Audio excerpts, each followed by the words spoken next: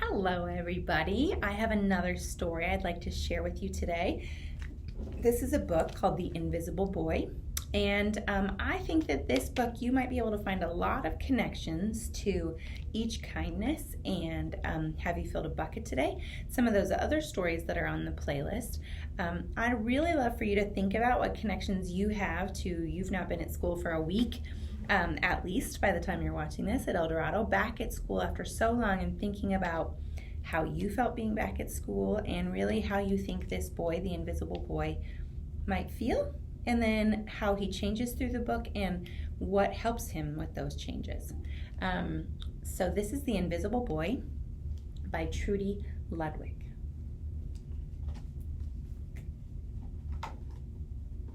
I can't turn the page.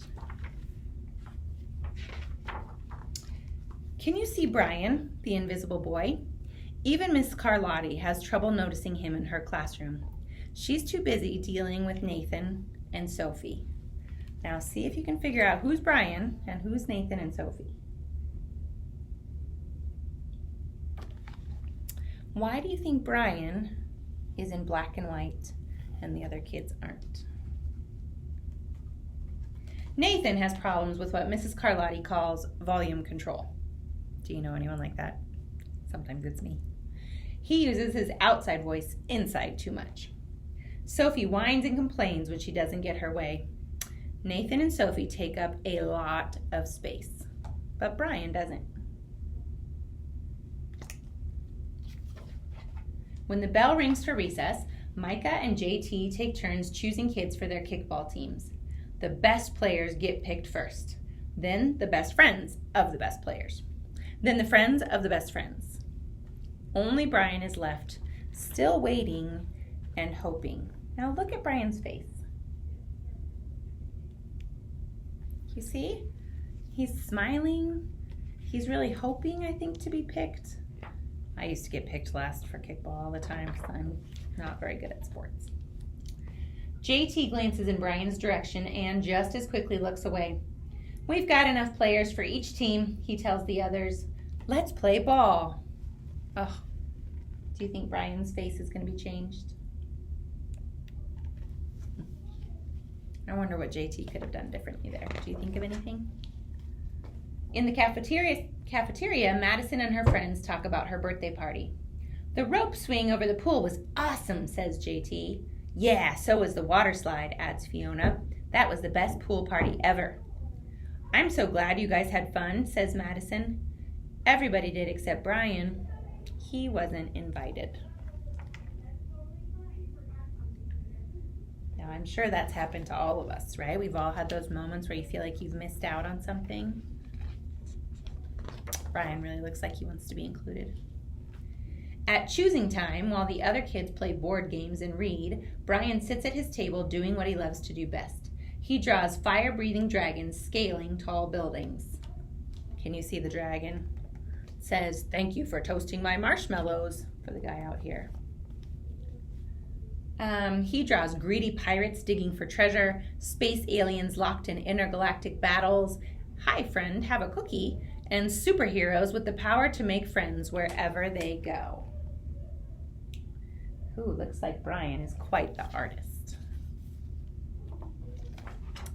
On Monday morning, Mrs. Carlotti introduces Justin, a new student to the class. Brian smiles shyly at him. Some of the other kids sneak looks at Justin, trying to figure out if he's cool enough to be their friend. They haven't quite made up their minds yet. Wonder what you have to be cool enough to be somebody's friend. Can you make a prediction? I want you to stop for a minute and see. What do you think is going to happen now that Justin's at school? Any thoughts? I have one in my head, but I'm not going to share it right now. I'm thinking about Justin and Brian. What are you thinking? At lunch, Madison and JT watch Justin eat with chopsticks. What's that? Asks Madison as she points at Justin's food. It's bulgogi. What? Bulgogi. It's Korean barbecued beef. My grandma made it for me. It's really good. Do you want to try some? There is no way I'd eat bulgogi. That's what he's saying. And the kids laugh.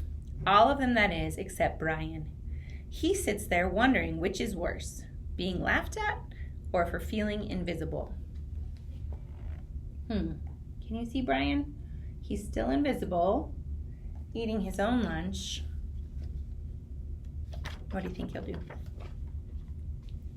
The next day, when Justin goes to his cubby to put away his backpack, he notices a piece of paper with his name on it. Justin, I thought the bilgogi looked good. Brian. And look what Brian drew for him.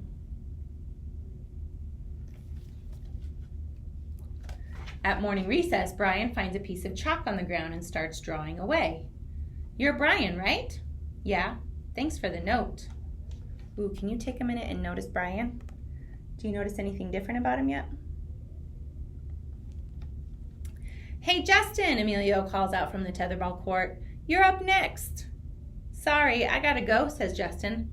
By the way, that was a really cool drawing, he adds before taking off. Back in class, Mrs. Carlotti asks the kids to team up in 2s or 3s for a special project. The kids scurry around the room to pair off. Brian heads toward Justin. I'm already with Justin, says Emilio. You find someone else. Brian looks at the floor, wishing he could draw a hole right there to swallow him up. Do you see the hole? Mrs. Carlotti said we can have up to 3 people in our group. We're only 2. Come on, Emilio, let him work with us. Okay, I guess. Ooh, notice Brian. Can you see if anything's changed? I see a little bit of color coming into the drawing of Brian. Mrs. Carlotti gives the class directions for the project. Your assignment is to work together to write a story about what you see in that photograph. Use your imagination and have fun. Whew, I feel like Brian might be really good at this.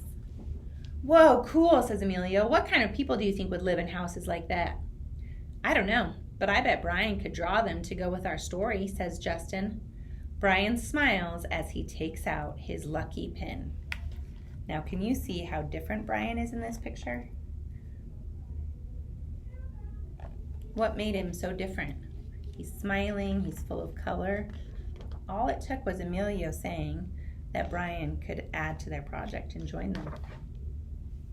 Now look at all the boys.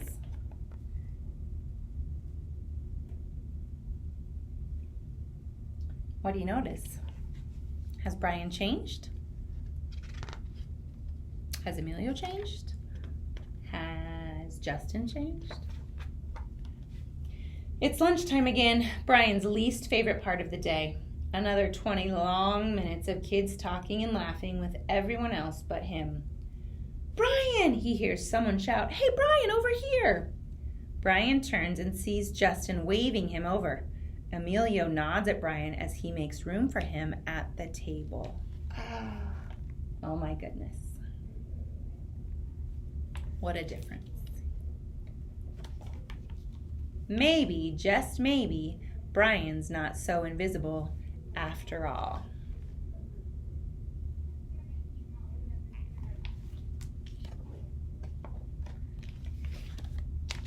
What do you think? I think Brian changed a lot. Well, I don't know if Brian changed. He stayed pretty true to himself, but something changed for Brian.